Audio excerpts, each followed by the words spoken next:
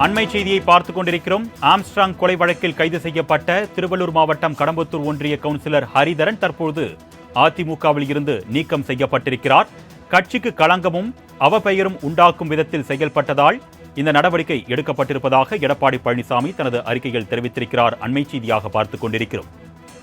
Armstrong கொலை வழக்கில் கைது செய்யப்பட்ட திருவள்ளூர் மாவட்டம் கடம்பத்தூர் ஒன்றிய அதிமுக கவுன்சிலர் ஹரிதரன் தற்பொழுது அக்கட்சியில் இருந்து நீக்கம் செய்யப்பட்டிருக்கிறார்.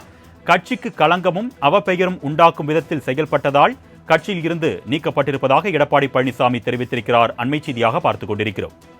இதுகுறித்த கூடுதல் விவரங்களை செய்தியாளர் ராஜேஷ் வழங்க நாம் கேட்கலாம்.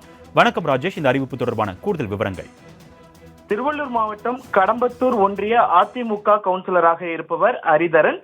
இவர் கடந்த சில நாட்களுக்கு முன்பாக பகுஜன் சமாஜ்வாதி கட்சியின் தலைவர் ஆம்ஸ்ட்ராங் படுகொலை செய்யப்பட்டார் சென்னையில். இந்த வழக்கில் சம்பந்தப்பட்டிருப்பதாக அவரை போலீசார் இன்று கைது செய்தனர். இந்த நிலையில் அவர் அதிமுகவிலிருந்து நீக்கப்பட்டிருப்பதாக எடப்பாடி பழனிசாமி அறிக்கை ஒன்றை வெளியிட்டிருக்கிறார்.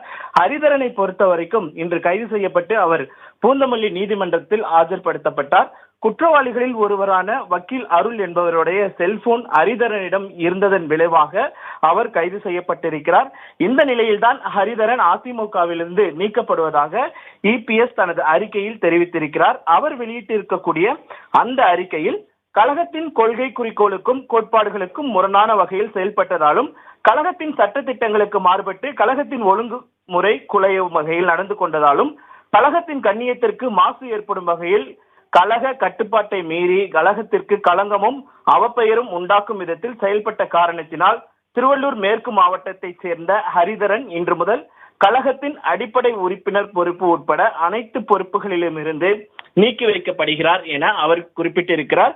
ஏற்கனவே ஆம்ஸ்ட்ராங் வழக்கில் மலர்கொடி என்பவர் கைது செய்யப்பட்டார். அவரும் அதிமுகவிலிருந்து நீக்கி வைக்கப்படுவதாக அவர் அறிவித்திருந்தார். தற்பொழுது ஹரிஹரனையும் நீக்கி அவர் அந்த அறிக்கையினை வெளியிட்டிருக்கிறார்.